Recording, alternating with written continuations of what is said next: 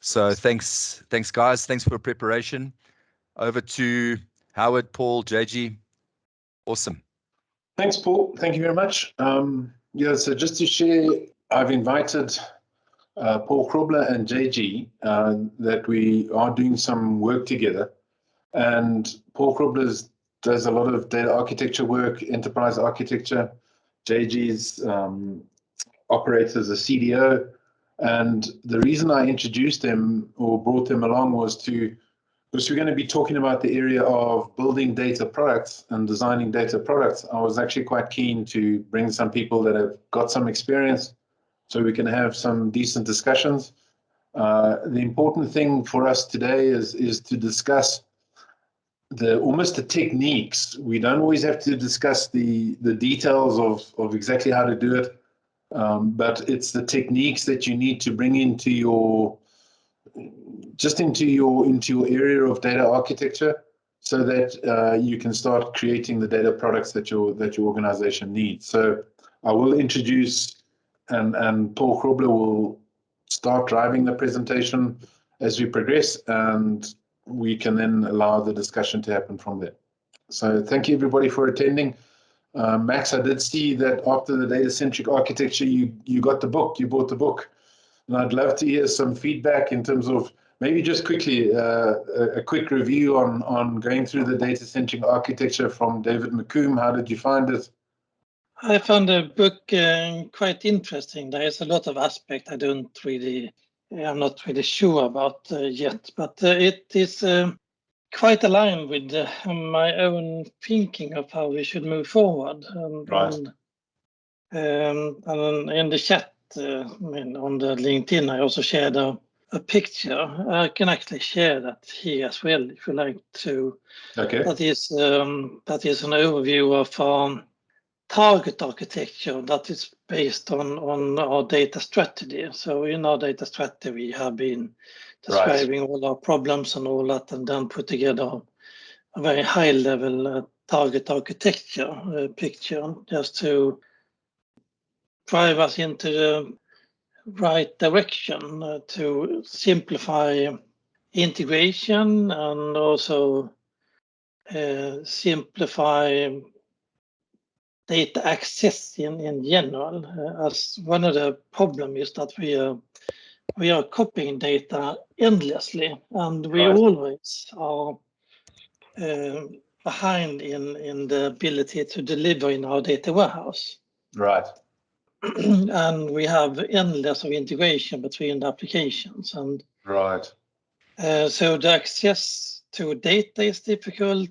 The quality of the data is not defined, and also the definition of all the different data is unclear. A lot of it is not mapped to our central glossary, which also makes it problematic. So this is the data strategy is to boost us into simplifying our digital journey, and to improve overall. So in this picture here, I don't know if you want to bring it up, Howard, but there is one key element in that is the semantic data model, and that ties quite well into the data-centric, how they write it in the data-centric book. Yeah, that common semantic model that you have, and that's almost then mapping to your operations, common analytics and enterprise analytical data. Yeah, exactly. Yeah. So if the semantic is the same, that will then simplify the sharing. So the green box is really just a way to just find different ways to sharing data via an API or via and event bus. Or that's nice, because we will be mentioning some of that. Paul will be talking to some of that today. So great. Max, thank you very much. Just in the interest of getting on, I appreciate your feedback. That's some good work. And I know that we will be dealing with that in our data warehouse session for next month. Paul and I are putting one together and talking about these issues. I know JG will help us in terms of JG's been doing quite a bit of work in terms of the agile BI and the specification and things like that. So, but I don't want to get distracted. I'm trying not to get distracted. So if we go back to the essential overview, this, I keep on repeating it. This is what's important for your data architecture practice to get right. These are the elements. Remember, this is the DMBOK, the context wheel. And we spoke about the different roles and responsibilities with the practice manager dealing with those areas, and then the data citizen dealing with these areas. By the time we finished the data architecture, we didn't have anything left. But what I am suggesting is the data executive should be focusing on the data value chain. That's the core area where I believe the data executive gets involved in data architecture. He has to sell the value of data to the business and to the customers or the stakeholders. That's his job as far as the exec's concerned, and that's sort of pretty much why JG is involved tonight to present that CDO view of the world. Okay, so these are the deliverables we've spoken about. We've been through some of the architectural elements, and this was the one that I wanted to bring in terms of the executive involvement in activities. What does the existing data architecture look like? What is our roadmap? What is our scope in delivering the data value chain? And what are the business requirements? That's where I've positioned the data executive. Those are the other guys. And just going through this pretty quickly, the one area that I haven't spoken about is the governance. So just ensuring that we're doing the right job and we're doing the right work. There's this scenario of governance of overseeing the projects to ensure that the data value chain has been looked after, ensuring the standards are there, and with that, we're creating the appropriate artifacts like the glossary across all of the different data areas. Those are the important things, the semantic model that's critical to everybody. I did bring in on the business value measurements, so the CDO is going to be measured according to the value that he's bringing to the business. And the area that I've added in there that wasn't really part of the DMBOK is this business value measurements. And again, this is where I believe the data executive needs to focus on. So making sure that the business is agile. It can respond to changes within the business, that we've got good business quality in decision making. We've got the operational quality, we've got the environment improvements, and the data product development. So we'll talk through that today. All right, so from a Zachman framework, this is where the exec sits. He should be interacting with his executive board members. He should be selling the whole idea and getting the right level of buy-in from the organization with the executives. And that's almost the most important area, that he's got to focus on getting this right, getting the top-down buy-in from the organization. And then the other guys are dealing with the other aspects of that framework. Okay, so that was a quick breeze through the essential overview. This is how we map the people onto the DMBOK. So now let's go into business value measurement. So this is where we're focusing on today. Okay, so what I wanted to just share with you quickly, this is something in the last year or so that I've been challenged to get right. A guy by the name of Dylan Jones, we registered with his course for data vendors, for data professionals. He helps people set up a brand, an image and that, and I think he did a tremendous job for us. And one of the first things he taught us was, and certainly with Paul Bolton and myself, we had to appeal to the customer about their problems. When we write about what we do, then they don't get that interested in listening to what we do and how do we build data models and enterprise stuff. They're not interested in that. They're interested in, can we solve and address their issues that they are facing? Now, I really like this elevator or brand script. I got it from this book here from Donald Miller, and it's called Building a Story Brand. And I've included that in terms of the elevator pitch, because I believe if you're going into, or you're meeting somebody that's important, that wants to know what you do, and I love the article on LinkedIn today by Scott Taylor to say that his book on telling the data story is 100% acronym free or buzzword free. It's got to be pitched at the level of stakeholder or customer that you're engaging. So are you ready to share with your stakeholders, with your execs, what is it that you do and what do you believe is important? Okay, so building a brand story or building a story brand, I always battle with this. I wasn't sure what to put in it for a long time until Dylan came along. And I must admit, I like the one from Donald Miller. And so I just wanted to give you a quick introduction before I do the one on data products. So this is the story, and it goes through with movies. It goes through a lot of different things. This is the storyline that they talk about. We have a customer. His name is Luke, and he has a problem that he needs to defeat the Empire. And of course, this is the brand script or the storyline for Star Wars. And he's got some challenges, right? So he's got to defeat the Empire. Internally, he's worried that he's not really a Jedi. And philosophically, he's got some challenges of good versus evil. And he meets a guide who lived as a Jedi. I think that's Obi-Wan Kenobi.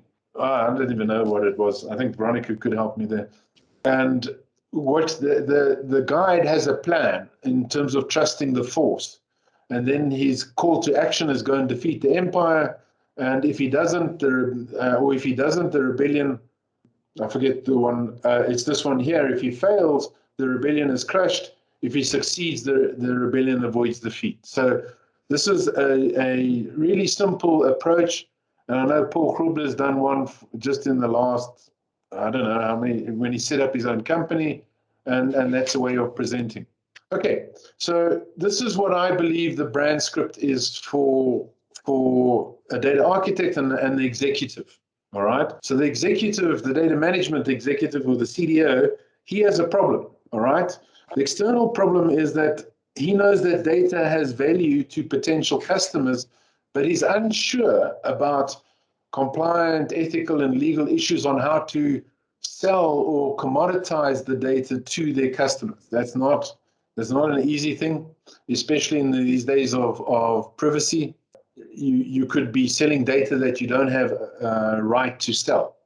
So you've got to be careful of that. Internally, the question is, and I've seen that with so many customers, is how do we produce valuable data assets or data products when we have dirty data?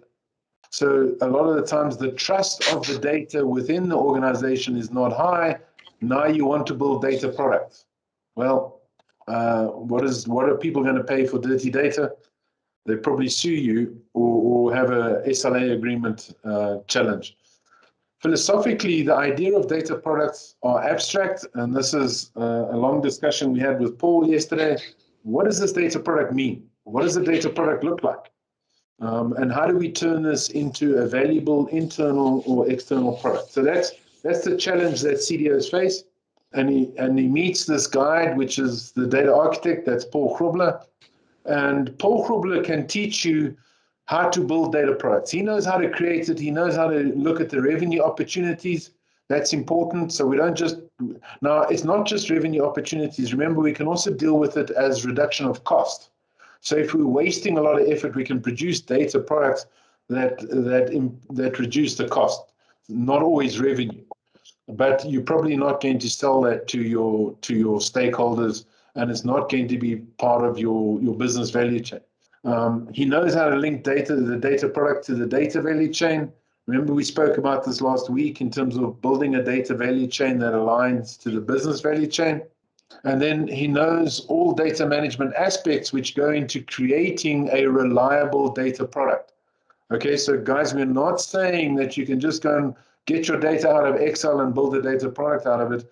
If you haven't got the quality, if you haven't got the metadata, if you haven't got the semantics, the master data, you may come unstuck pretty quickly when you start growing that data set.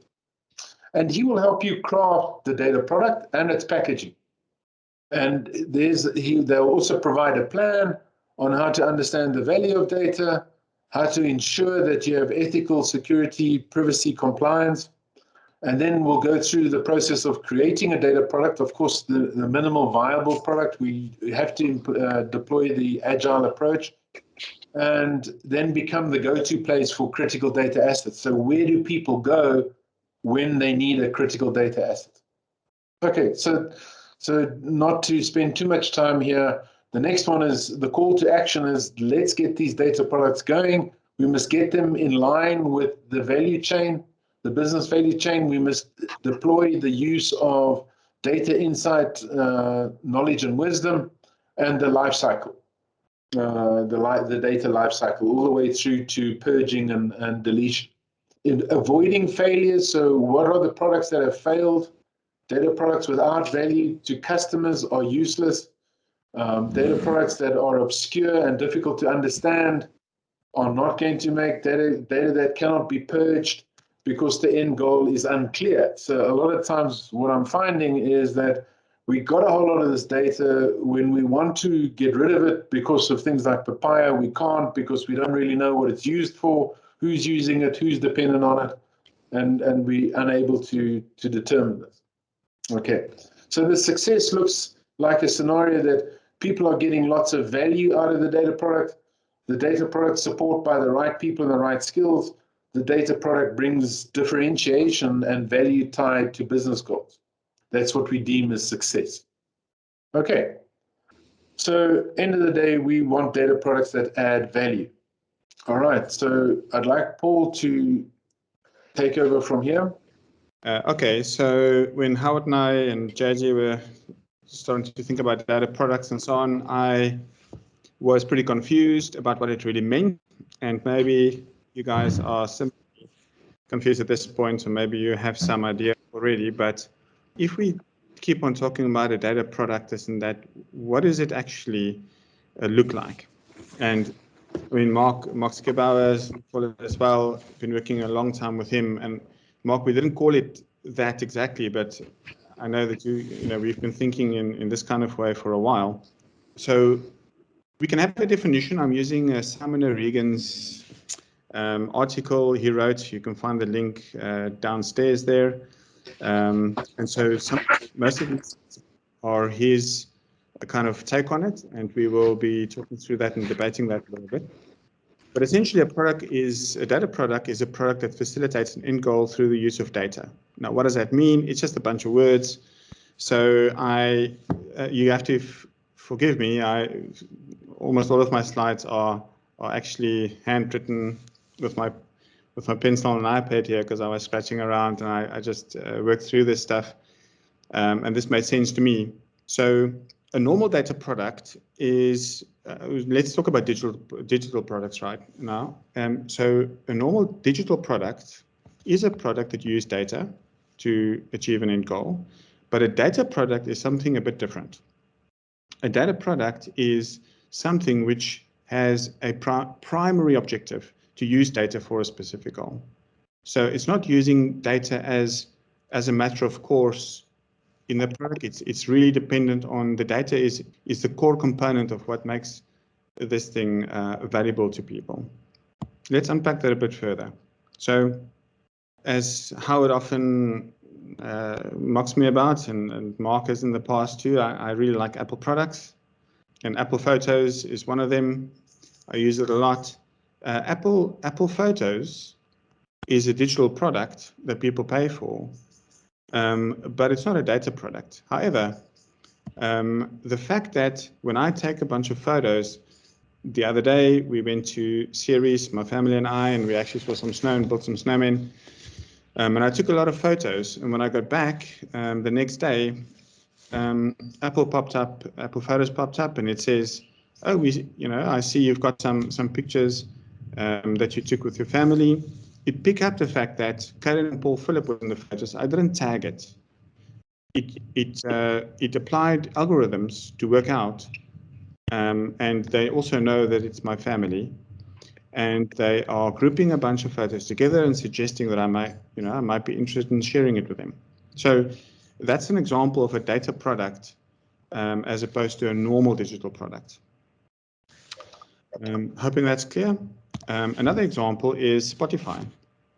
So Spotify itself, although I like Apple products, I actually moved away from Apple Music to Spotify because Spotify's ability to know what I like, and I mean, Spotify really gets my music taste, and it's quite wide. All of you are going to try to zoom in on on my recommendation list, right? And you'll see there's a lot of variety there. One day it'll be, it'll be French cafe, and the other day it will be of a hard rock variety, and it sort of picks this out, and it knows what I like because it sees what I listen to, and I like a bunch of things. So Spotify is a normal product, normal digital product, but without it applying really good algorithms, better than Apple in this case, to know what I want and what I might like and how it sort of structures my playlists for the day, it really needed to do a lot of good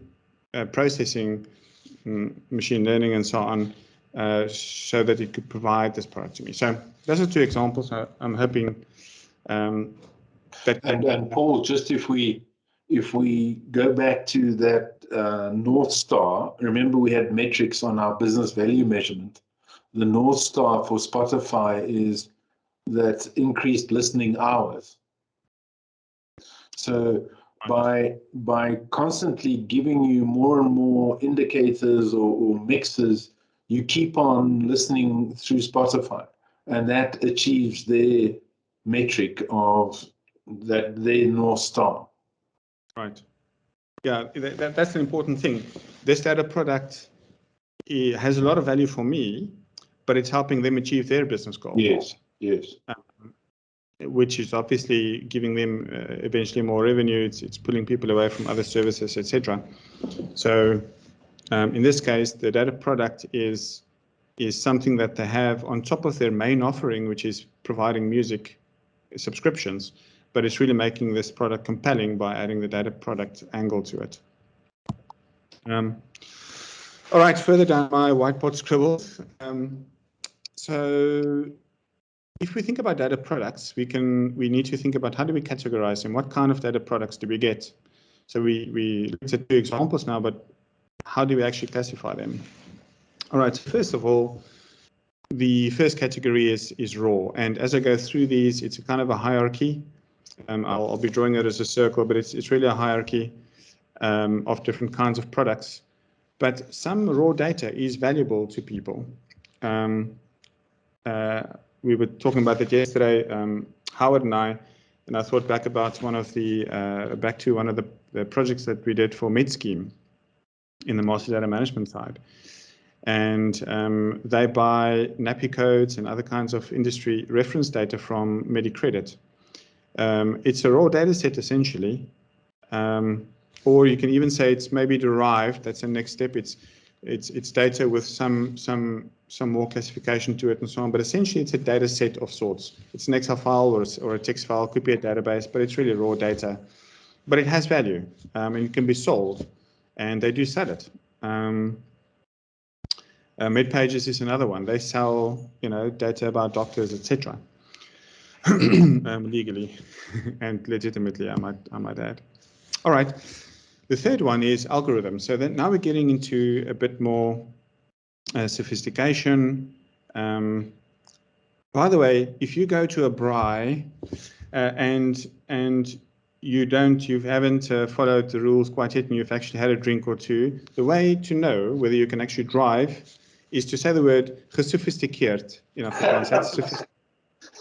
If you can say it without, stumbling over it, you're okay to drive. Okay, that's a bit of a feat for you. Anyway, I wouldn't go anywhere, then I wouldn't be able to even lead the bus. Yeah, that's a good idea. Yes, yeah, it's not a bad idea. So algorithms get a bit more sophisticated. It's things like Google Image, where you upload an image and you can tell you things about it. There's an Amazon service as well, Azure as well. It would give you metadata back. It'll tell you in this photo, there's a man with the sunglasses. He's smiling. He might be happy, etc. It's a bunch of algorithms you can get to do things like that. Or like Google Translate is a popular one. So this is where the data product uses algorithms to provide a service to the user. That's the third one. Then we're getting into something like decision support. So Google Analytics is a good one there. I use Google Analytics for my site, my blog site. Without it, I would have to do a lot of crunching to know how a particular post is doing, for all the people that's reading this particular post, where are they in the world? What times are the most popular time to read for people, etc.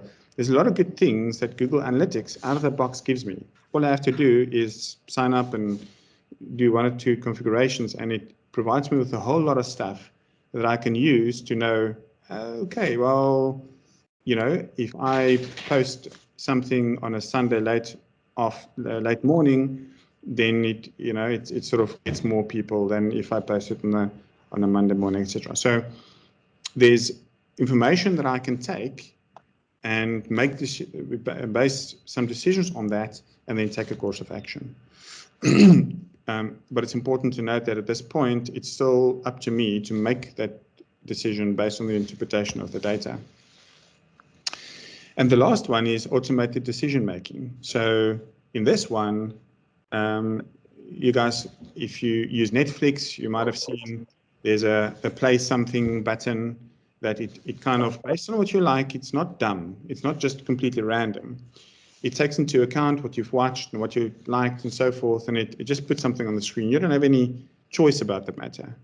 You ask it to make the decision for you. It made the decision. It starts play. You just watch, whatever it gives you. Of course, you can stop it. But the point is that this data product is applying intelligence, logic, learning to make a decision on your behalf, and it provides you with a decision. It doesn't tell you how it got there necessarily. And another example is a self-driving car.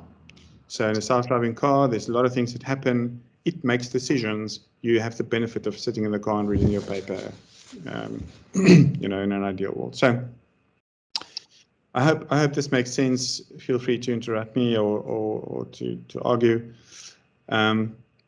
Again, it's a way to classify it, but it's a sort of it helped me a lot to just get a handle on this abstract thing called data product, which is otherwise just a random thing. So Paul, sorry, Paul, we've got Paul Bolton wanted to ask a question. Hey, Paul. How's it, Paul? Thanks, man. This is awesome. I just wanted to check just the consistency of well, maybe I missed it, is the definition of the data product category or the data product.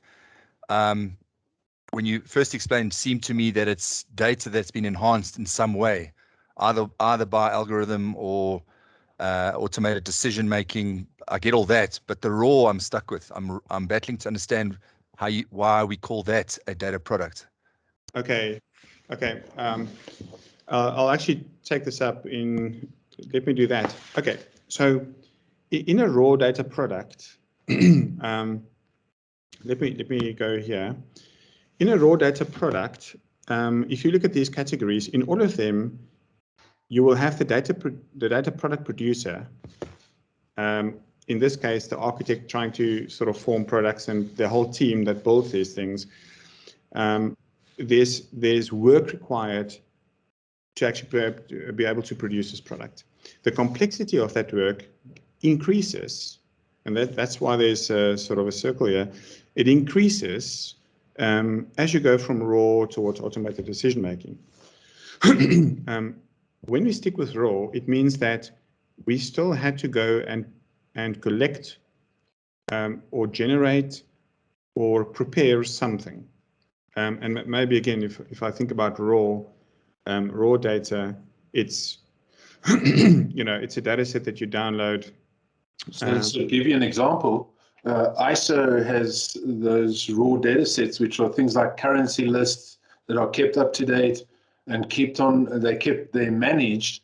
And in some cases, you've got to pay for that, Paul. So it's really just a simple Excel spreadsheet, and you're paying for the fact that someone's ensuring the quality, the accuracy, and things like that. So there's very little enrichment on the data, and therefore it's called raw. There's no derived things that are derived.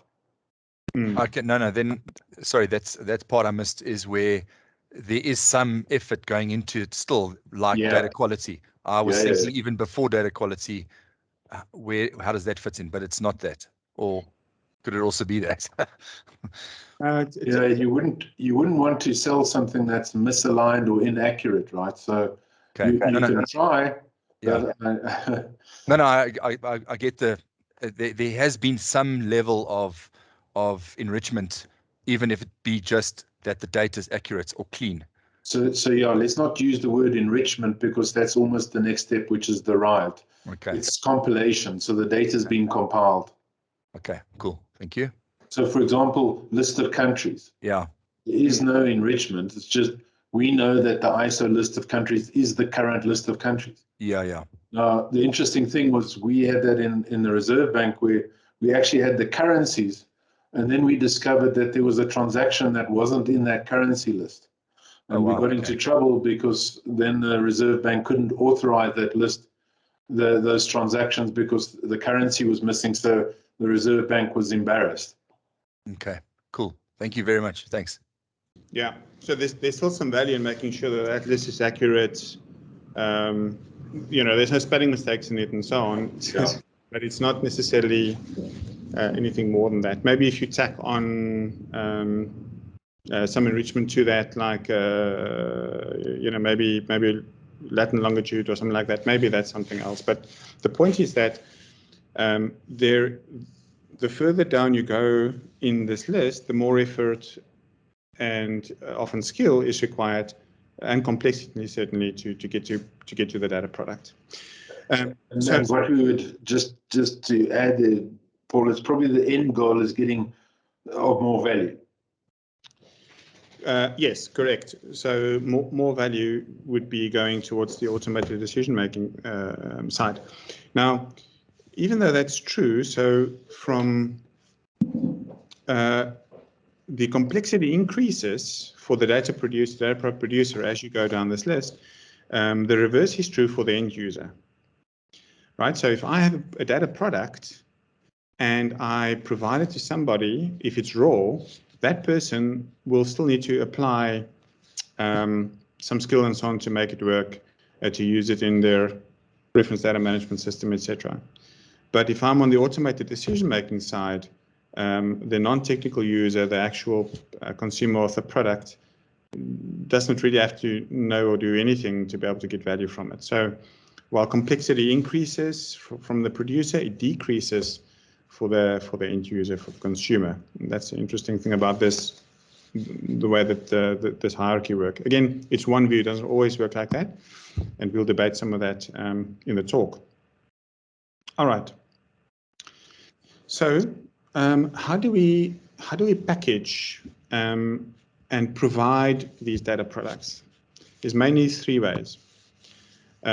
Firstly, there's APIs, right? So if it's a technical product where the end user consumer is a technical person, that's when we use APIs, application programming interface. You still have to make it intuitive. It still has to be well documented for it to be able to be used correctly, but it is quite technical, and your user will need to have a high level of skill to make use of that. I'm thinking of if you're a programmer, that's why we pay for good IDEs that has better auto-completion algorithms in it than the other one. I know that in Ultron, there's this big, there's always these camps in my team that I enjoy. Sort of every now and again, I throw something in the pond and see how people respond. The one is Java versus Python, and the other one is IntelliJ versus Eclipse, the IDEs. And anyway, so the one is like on paper, you can't really tell why the one costs five grand a year and the other one doesn't. But those who are used to those products really buy them. Okay, so it's a technical thing. It's API, and that's the one package. The next level is dashboards or visualizations.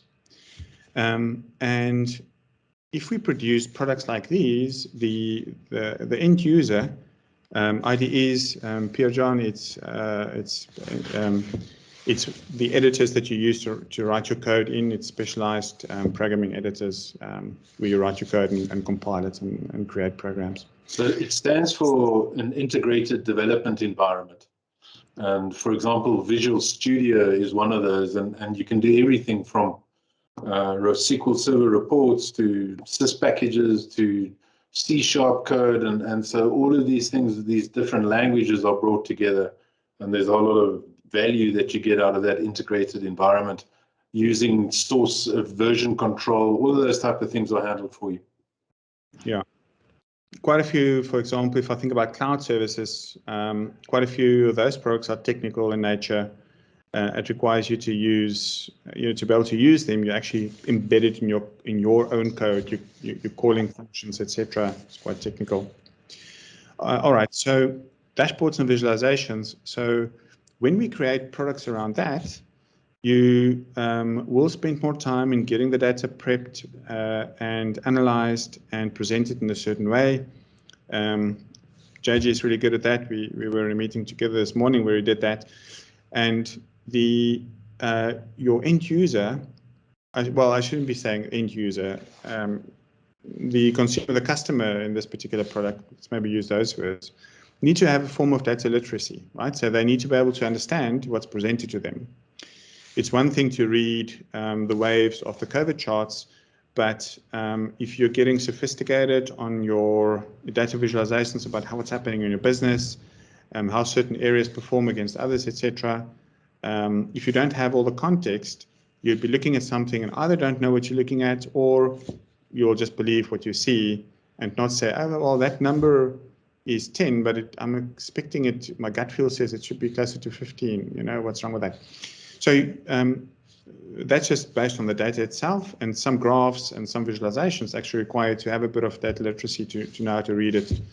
If it's more, more complex than just line graphs, etc. But the point is that you're providing something to somebody, he or she interprets it, decision-making still lies with him or herself, and the product itself needs to be clear in what it's trying to present and trying to communicate, but the decision still lies with the person. All right. And then the third one, the third packaging is for, there's no specific skill required from the user or the customer in this context. It could be a visual on a web page. It could be a voice. It could be that you talk to Google Assist or Siri. And although I like Apple, I think Siri is really bad. I called Siri by mistake. I called her. Google Assist. Careful now. It's a family show. I called her Google Assist or Alexa or something. She's like, "Oh, we love Google Assist," and she actually said a little poem about it. And like, okay, Apple was getting this thing a lot. They had to make fun of it. But anyway, so your data product, the way it responds or interacts with the customer in this one is sort of maybe on a human language level. Could be as part of a robotics process, RPA. Could be augmented reality, and it's like what we said before. For example, the Netflix Play Next or something like that, right? It's something that you get value from, but actually you don't need any skill to really appreciate that particular value of the product. All right, so that's how we package it, and that's how the data product can be designed to interact with its consumer. Just stop me if you have anything. All right, so to wrap it up, if we sort of create a matrix to put these things together, then it looks like something like this. All right, so we've got. I'll go back to that. We've got on the left-hand side here, we've got the interactions and the packaging, and then we've got the categories across there. And the point is that there's this relationship between and in complexity in terms of input skill, but also value as you go from top left to bottom right.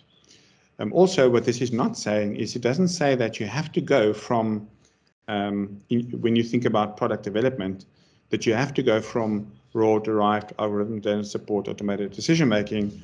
Some products will work like that, but other products will be sellable at the point of raw, or it might only be sellable at the point of algorithm.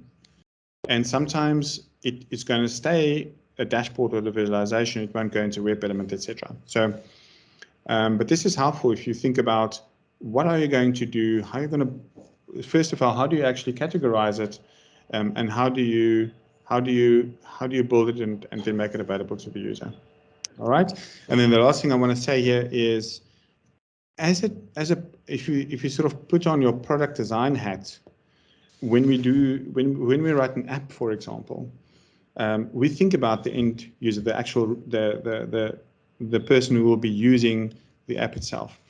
When we talk about data products, it's often the case that when we produce a data product, the person that will buy the product might not be the actual user of it, because especially, let's say, for example, raw. If we have raw or derived data, the person who buys that product from you still needs to incorporate it into something else to make it usable for somebody else. So there's value in it. He will perceive value from it because he's, if we think about maybe the ISO data, maybe that's not a good one. Maybe we take the MediCredit data as an example. If I don't buy that data and get the benefit of it being structured in a certain way, I need to do something on my part to get it like that. It will cost me resources and time. But the real end user of that data eventually will be somebody else. It will be the business user that's interacting with that system. So what's important here is just to say that we are designing products that will be used in other products, or that might be consumed by somebody other than who you're providing it for. That makes sense. All right. Unless there's any questions, happy to chat. Yeah. If you just go back, Paul. So I like what they're forcing us to do here, where we're almost establishing a matrix of products. Each one of them, one would take a product development lifecycle to it, and that's where we'll talk about: is this raw data viable? The amount of effort we're putting in, are we going to get the return? Are we going to get the financial benefit out of it? So each one we can go through a process of evaluating. So I do like this matrix that has come out of it, and he actually refers to as the 15 faces of data products. I don't completely agree with the structure and the order. I think it's helpful to have a well-defined hierarchy so that you know, and you can link it to the value chain. This one is devoid of a link to the value chain. So what are we generating? And then the complexity. So, but I think it was a really good explanation of what you need to do to prepare data products for your organization. JG, I wonder if you could comment on that. Is there you've looked at putting some of these things together for customers and your company? Well, how do you think of this approach? Yeah. So Howard, I really feel that it is useful to have an evolutionary path, particularly when you are trying to mature a user from, first of all, cleaning your data, then leveraging it and so on. So I believe that this is a valid perspective for quite an advanced environment where people would be able to relate to this. I've not, in my experience, found many companies who have automated decision algorithms in production. And if they do, it's one or two, and then they're quickly learning how much effort it takes to run those. So I believe that predominantly the hurdle to entry that we need to guide clients through, looking at a 3x5 grid like this, not sure where I start, but knowing I can go anywhere, there's a level of intimidation, and it's not clear in terms of the guidance. And I feel like, in my experience, I seldom would be comfortable to take a product into to release data into an algorithm if I haven't actually seen it relatively raw, relatively derived. The attributes of you obfuscate a whole lot of detail when you go into an algorithm, but if you haven't cleared up by the time if you haven't taken the opportunity to clean it, or to ensure it's right, or to at least have paid attention to its lineage, to the fact that its lineage is good, how does its lineage remain good? I feel like it's a bit ambitious to just kind of launch directly there. So it could be my experience in terms of clients who are probably not as mature as some potential enterprise clients on the call, but I've found that it's actually useful to not try and embed it, is to actually support the hierarchy. So yeah, you know, when I look at the screen, these orange dots just come back at me. I feel like I'm a bit of a visual experiment, and so shake your head. yeah, It changes. Can you see it changing? But what I liked about Paul's, what I felt was really useful is that the way Paul drew it was in a slightly circular path, and the way Paul took us through it is intuitively how I've encountered that engagement with clients is seldom would a client be ready to jump to a sophisticated solution? Well, actually, that's not true. Clients want to go there immediately. They just want everything to be automated, decision-making, get-go. You as the service provider have to almost wind them back and say, yeah, we'll get there, but we're not going to start there. And I guess the other thing I'm realizing through this process is it's one thing to build more sophisticated data products. If I see that, I see the kind of product segmentation is, Paul, it looks like the y-axis is like the categories that you've gone through, and the x-axis is more of the products, the product types, right? Yeah, so across is the categories and the API on this side here. The interactions. Packaging. And so, you know, as a data professional guiding business in terms of how to proceed and you know, maturing into data strategy and then converting on that data strategy and to line it up with the business value is, what do we do next? How much will it cost us? What teams need to be involved in each of those? And so I feel like an important aspect of our role my role has been in a business is to mature the business to say, we're going to do that and it's going to build. The type of energy and effort that we're putting into data curation for this particular delivery is going to have legs for another delivery. And so what am I saying? I've enjoyed a hierarchical view. Right. I've liked the fact that some things are cyclical because it's easier to motivate to a client that we're going to invest here, but it's going to have dividends. It's going to pay dividends in multiple of the downstream products as we take that care. So I'm hope I've answered the question as asked, but I'm not going to present this view to my clients. Right. I'm going to take Paul's view. I like the distinction. I like the fact that, you know, data is either in the product or it is the product or it enables the product. And that's what I feel like has been useful for the product, the data, the product types. But when it comes to convincing a client to come with me on a journey, the matrix is not going to be my first choice. It's going to be Paul's evolutionary circle. Okay, that is actually quite nice because that's sort of what I'm going to be recommending in the next set of slides. Okay. I just wanted to pause here for anybody else. Is there anybody else who has a view or an observation of so what we did do was, I think it was important here that we felt data products are important. We needed to explain data products. We needed to explain the levels and the complexity of data products. So that was our big drive here. Anybody else has any observations or comments?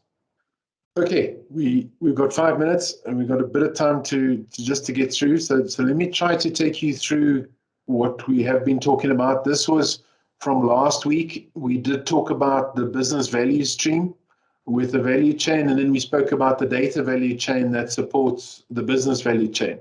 And that's what I am suggesting in terms of the way we tackle it, JG, and this is almost the way in which we would present it to our customer, that you have a business value chain that delivers a value proposition to your customers. One of the ideas that we've been suggesting is, as you look at the value chain, you can start looking at what is the data friction along this data value chain or the business value chain. For example, do I have problems with customers along my value chain, all my training sessions, or the student, where are my biggest data issues when we refer to a data strategy, and then start to say to the business that we are going to tackle these blocks one at a time.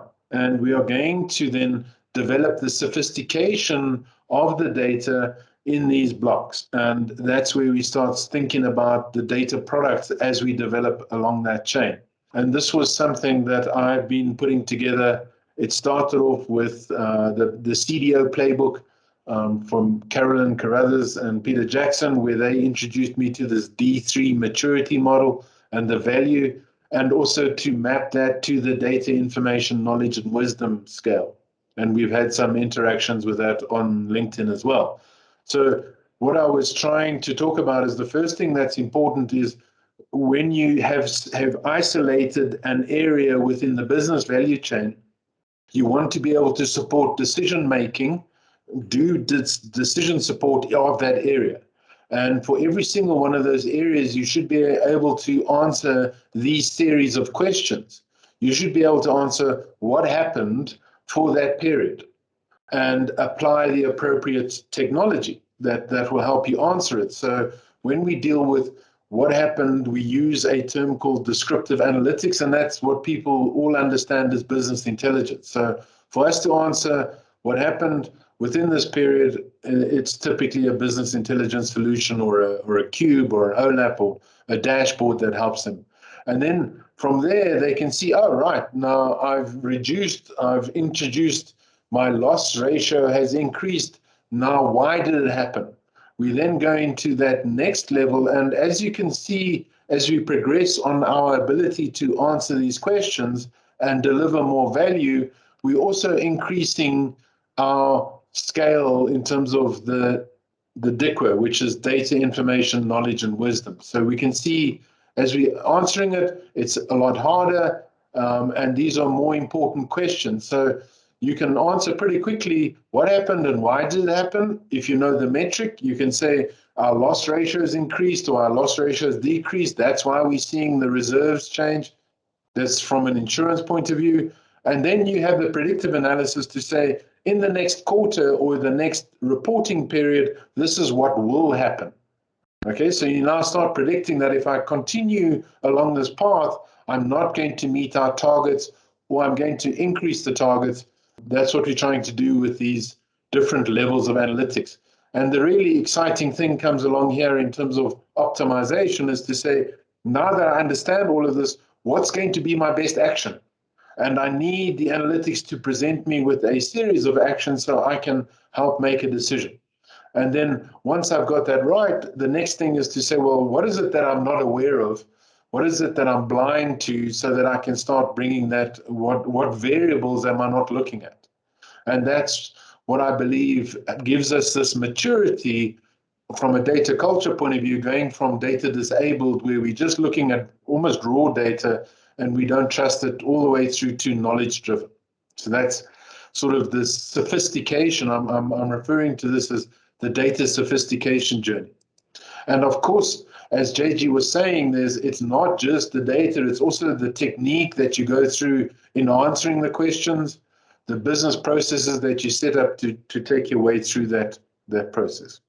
Okay, so this is then, of course, what I'm suggesting that this needs to be linked to your North Star or the one metric that matters or the OKR, where you're using a ratio and you're constantly reporting this to your executive team to give them an understanding of what's going on.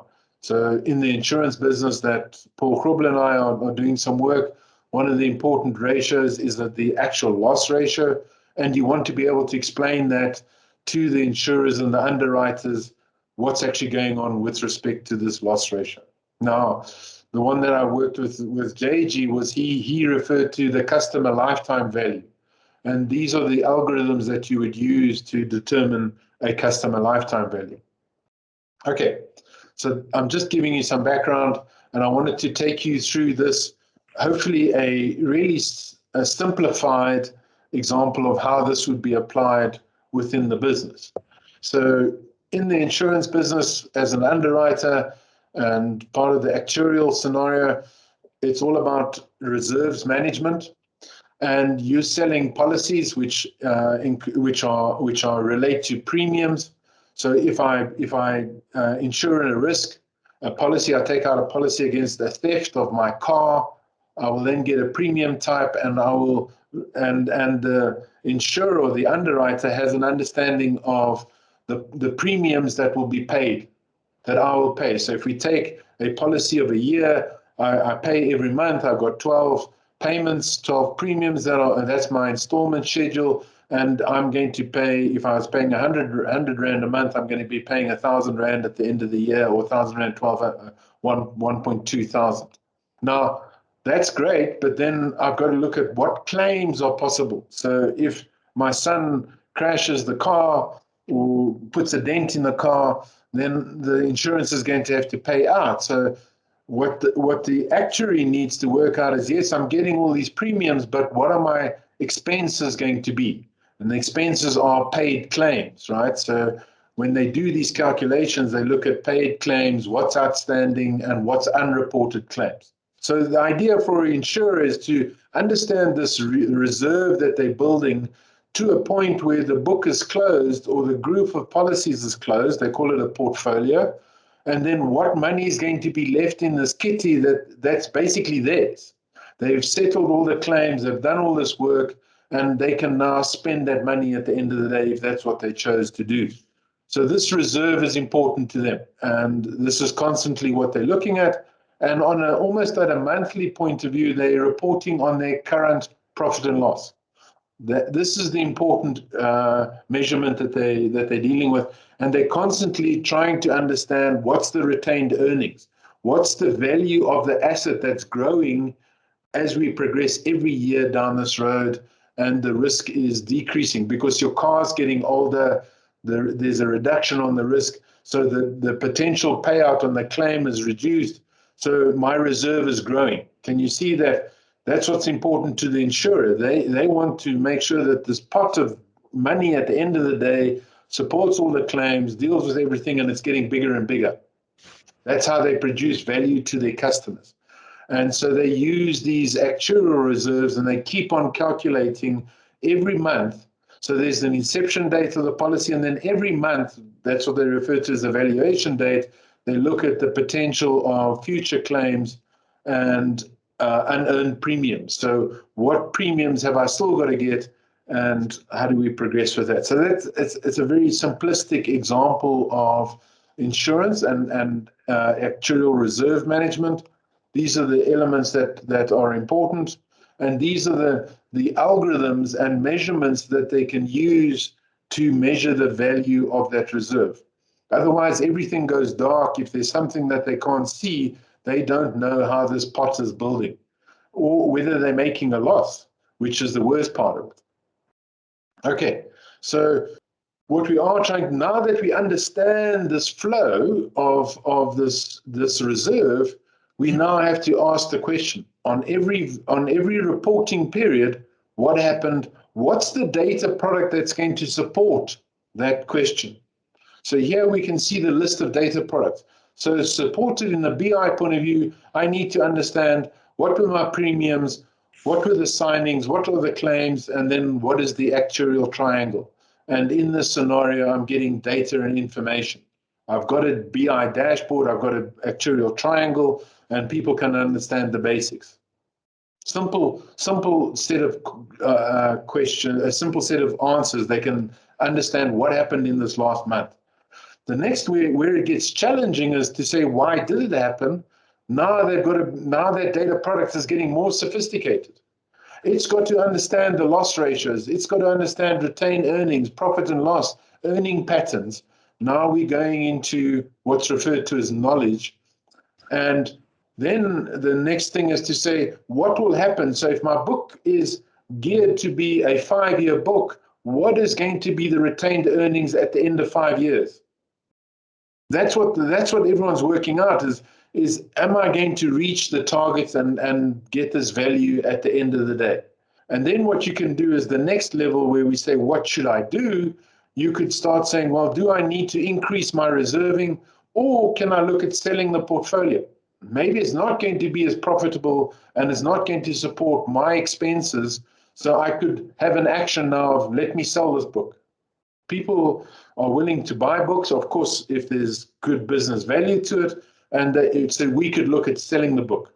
And then right at the end of the day, in terms of what don't I know, is the potential of the portfolio value in what could affect my portfolio value. So I could have all these implications. Now, as you can see on the right-hand side, these are the type of algorithms that are going to be applied through this process to be able to answer these questions. So what I'm trying to suggest is that the different levels of sophistication of the algorithms are answering different levels of business question, and I believe are giving more value back to the business to make decisions about what to do with that portfolio. That's my almost simplistic explanation of the data sophistication and the increase of product sophistication. Are there any questions there? Is JG, is that sort of making sense in terms of? I mean, Howard, I was fascinated. I'm not familiar with the insurance industry at all, so I was listening as a newbie, just listening to that. But it's nice the way you've brought it back and mapped what you understand to be the data products to the questions, and I can understand that these are the evolutionary steps that one would need to do. I'm almost imagining that your actuarial triangle would use premium, signing, claims, and work out, what the gap is. So I've got to. It almost strikes me from an unknown that these things are building they're building on each other. Am I right? They're building on each other, and they're used to answer the questions that the execs need to keep on asking all the way through the period as to what is the state of the portfolio. And what is the portfolio going to look like, the reserves going to look like at the end of the lifetime that we put forward? Zelda, I can see you've got a question. Well, a question just, I've been in insurance for a while. There's awesome explanation. And I think just to add to this, the nice thing about this is, so once they get to a point where they say our loss ratios are bad, the actuaries then starts drilling into, they look at, okay, is it geysers? Is it a certain type of geyser? And that's where your systems that you use, I also actually see them as a data product, because if your insurance operational systems aren't properly designed and have proper data, then at the end of the day, that actuary can do whatever he wants. He won't be able to take the business forward. And then what they use for this also then to do the, to readjust your premiums. So it's very interesting. It's like how all of those things start filtering into all kinds of channels and actually creating a lot of data products. Yeah. And I think this is sort of the lesson that Paul and I have learned in the last 2-3 months as we've built all these BI dashboards, is that constant ability to drill down to the detail. So when you operate at a very high level on the visualization, and Paul's put some nice visualizations together, you need to be able to say, this number looks funny within the triangle or whatever it is. Show me the premiums that I've earned, show me the signings, and show me the claims, so that they could be answering the why did it happen. Okay, so we will, like, for example, look at sometimes a specific section, like let's say how's motor performing, but then in a certain region, or then you start looking at claims. Okay, so you've got maybe your accident claims is doing really badly in certain areas, because that's where you also start breaking it down into how you calculate your premium. So it's lots of fun. Because it's actually amazing the value that those triangles give you is that as you see the history and those things develop, your ability to then price the next product is based on the current performance. So you get this whole triangle, and the life of the portfolio is really powerful when you start reapplying it, adjusting your premiums, or applying it in different areas. So it's phenomenal how the value of the product works, but it's all about the business value chain and providing business value. Okay, so sorry, we've gone over. Let me keep on going just towards the end, and I wanted to almost then bring it to an end in a summary of what is it all about that the data architect and the executive need to produce? We did talk about this in the beginning.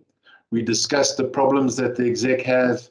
We discussed what the architect needs to do for the exec. And I'm glad you brought up that point, Zelda, in terms of the complexity, and also Paul, where he spoke about all these different products.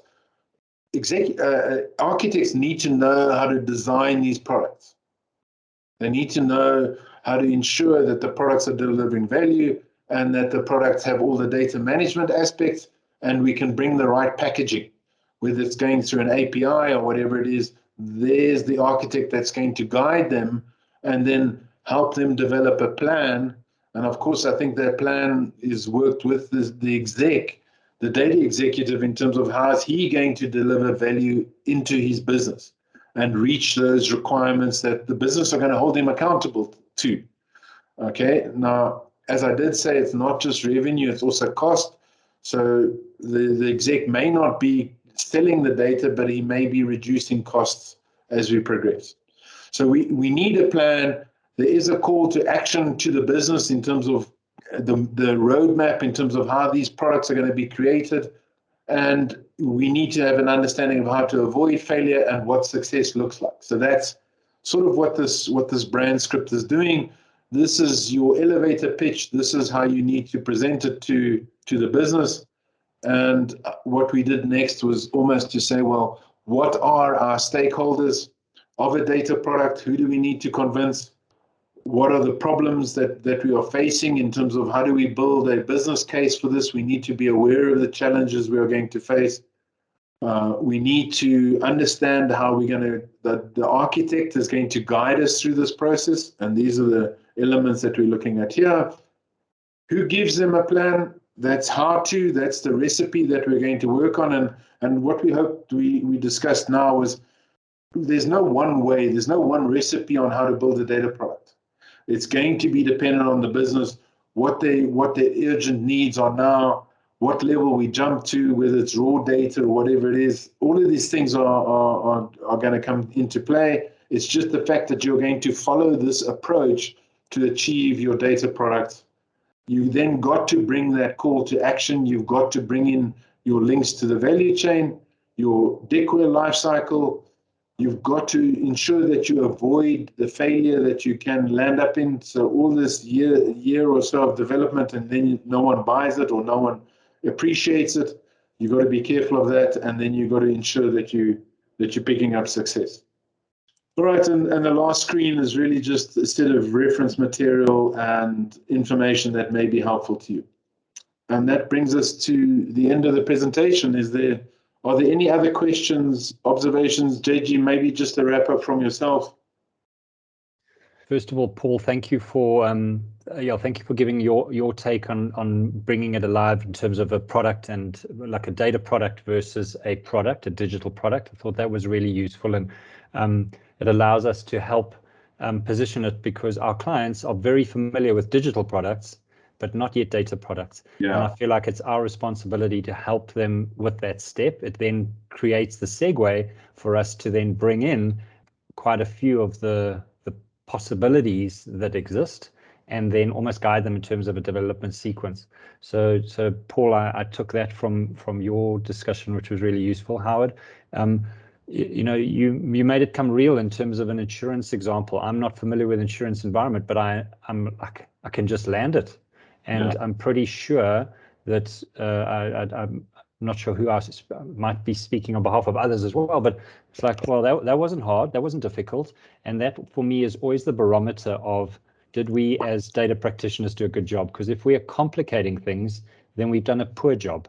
If we are making it easier, more understandable, creating the segue, then I think we've done a good job, because the exact sequence, Howard, you said, well, the most valuable product might be a raw product. It might be an assisted product. We don't know that, but yeah. We must be ready to go onto either, because that's the product that's going to buy that particular client the greatest credibility with their peers to say, shucks, you developed the last data product. It was amazing. It's offered great value. Why don't you have another go? Release CapEx to them, release resources to them because of the credibility that they built. So I feel like my comment is more in terms of what I observed today, and I just wanted to thank you guys for that. Thanks, JG. Paul, any comments from your side? No, I think you mentioned a couple of times we're working on an insurance project together, and I would actually have loved to hear this like 3 months ago. It just helps to. I think there's a lot of work that we do, even in our normal. I'm talking about data professionals, and work that we do that if I look at today's definitions and so on, actually counts as a kind of a product, but we don't intuitively think that way. And I'm wondering what will happen if that will not, or I'm sure it'll help our conversations with the rest of the business and the execs a lot if we speak like that. We know that we struggle with getting the value of data out. Most people they listen to us, they shake their heads and they kind of, okay, this is maybe interesting, but I don't know what these guys are saying. We always try to find a way to connect with the execs, and I think data products is just a good way to get there. Yeah. Any other observations from the floor? Is there any questions that you'd like to ask? Mark Skipper, I know that you've been interested in this for a long time. Is there any observations from your side? Yeah, thanks, Howard. I think, guys, good job. I think we're perpetually trying to, I guess, simplify and contextualize this nebulous concept of data value and data products. I think it's a very useful way to do it. You certainly don't want to get me on my soapbox because I have some other elements and philosophies around getting data, getting money value out of your data assets. So mine are more strategic and philosophical. It's how people think about data, and it's more the how. This is touched more on the what. I like that, but the how part and the approach part, okay, I believe it's nothing. I think this just adds, but I think it's lacking in organizations. There's just a maturity thing there, and there's an expectation that things must happen. So, Mark, is it possible to convert your soapbox to a presentation on the DAMA user group? Yes, that would be cool. Thank you. Thanks for the offer. This is what you get. I would listen to that. I'll get JG in as a guest speaker. Eh? Excellent. No, I wouldn't. I'm just going to listen, Mark. I can't wait to hear it. It'll be a presentation by Mark, but a guest speaker taking 100% of the time by JG. Yeah, that's a good idea. I certainly don't mind sharing that, because I think there is still, the guys are missing it, so it's often in how we approach, how we think about it. But yeah, I think we're all just trying to help organizations from different points of view reach that tipping point where there's just lots of data value and lots of fun to be had. So certainly happy to be part of that, Howard. Thanks. Thank you. I'll get Debbie to contact you. Sure. Yeah.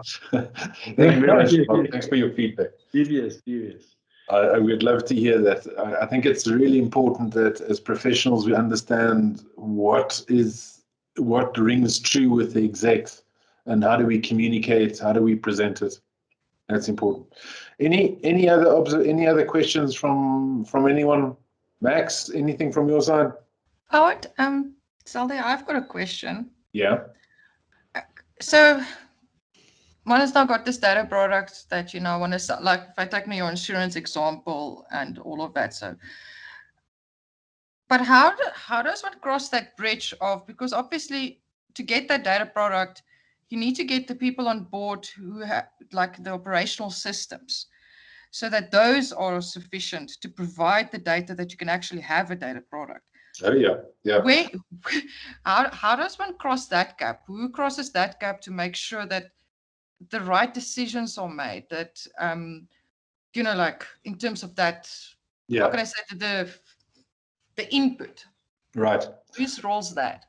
Okay, so the exec is always, once the exec has sold the idea to the business, and please remember, I'm not just talking about data products that are for external revenue generating opportunities.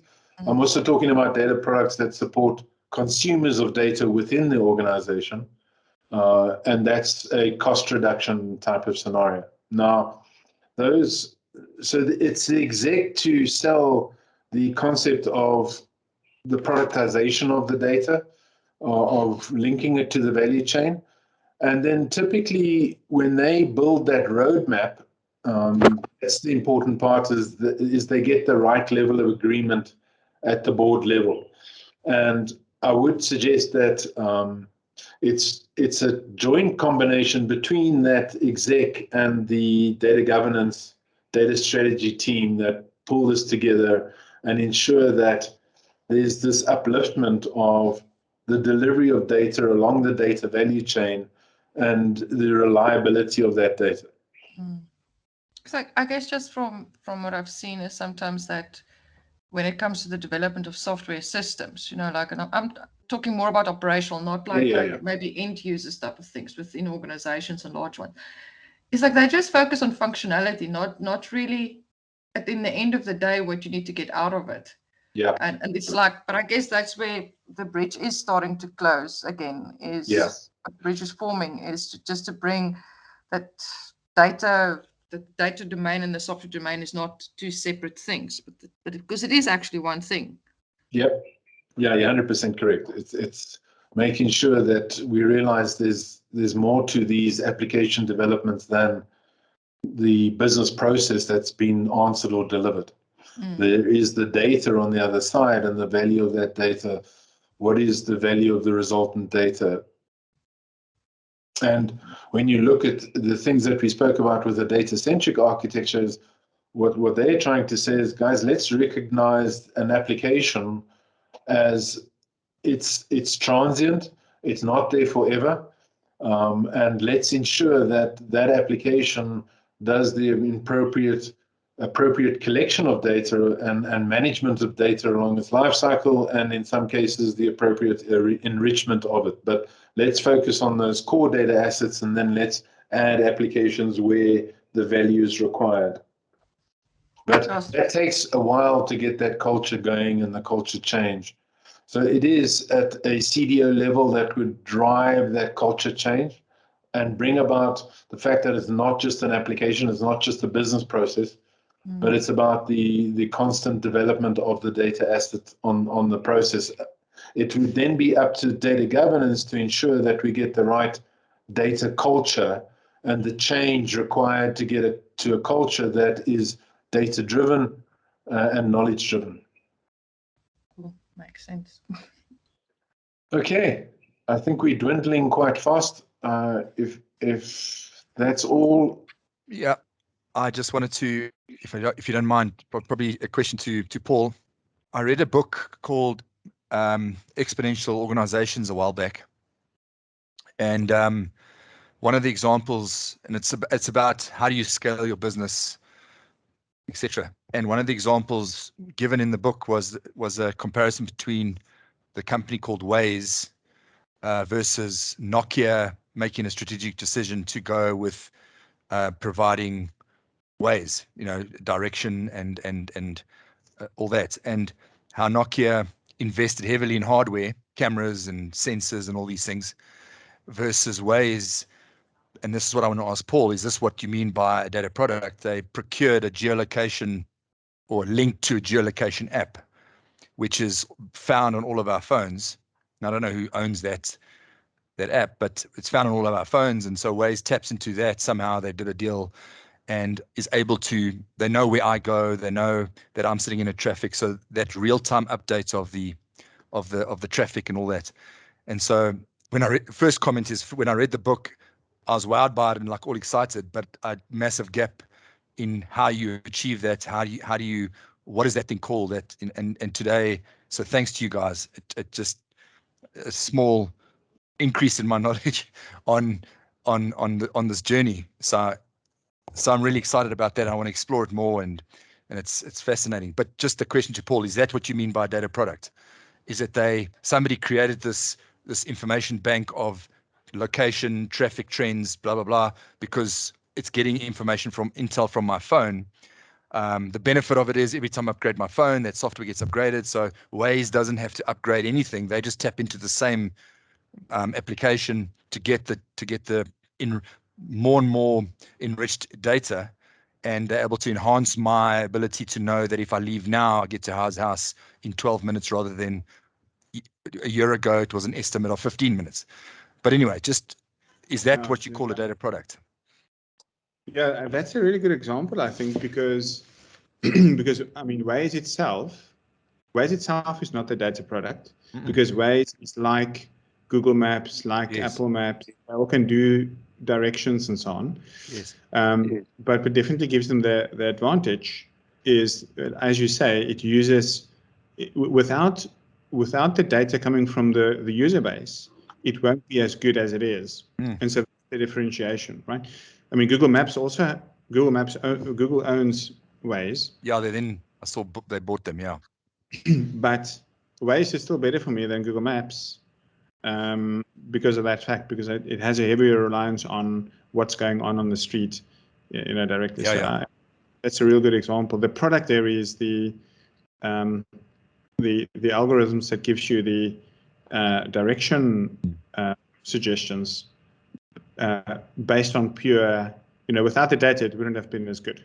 Yeah. You could argue that even Nokia's, they invested in cameras and so on. You say, I don't know the particulars behind that story, but you could argue that they similarly try to differentiate based on data, because the cameras and so on will also give them data to work off, right? But so I would actually argue, probably, Howard, I don't know if you agree, but both are probably data products. The direction suggestion algorithm, but Waze is just so much better because its usage and gathering and probably under the hood data management is so much better. Yeah. Okay. Good. Thanks. Yeah. So massive lights on for me in this session. Thanks. Yeah. It's a fascinating topic. Yeah. Thanks, Howard. Howard. I think Paul, the other area that we didn't really speak about was the UX side of this, the UX side of data products. And the UX side talks to the user experience of the data and the interaction with the data. And what I really like is that jobs to be done approach that people are taking in terms of design thinking and saying, what is the job that I need to do? And if I can keep doing that job for you using data, you will continue to keep paying me, given that it's the right value. Okay, so there's then also a focus on what is the design thinking, what is the experience that we use to build these products, and then complete tasks that you need to do. So a simple one is, for example, Outlook keeps on monitoring my calendars, and then it suggests that it blocks out certain calendars for me, and that's the data product, that it keeps on analyzing the data that I've got, right? The simple things that get jobs done for me. Yeah. Awesome. No, thanks very much, guys. Excellent. And I'm excited. Not 100% sure how I satisfy the excitement, but that I'll talk to you offline, Howard. Meaning, what do I read? Where do I go? But it's exciting, very exciting topic. So thanks very much. Thanks everybody else that's still online. Thanks everybody. Thank you very much. It's really awesome.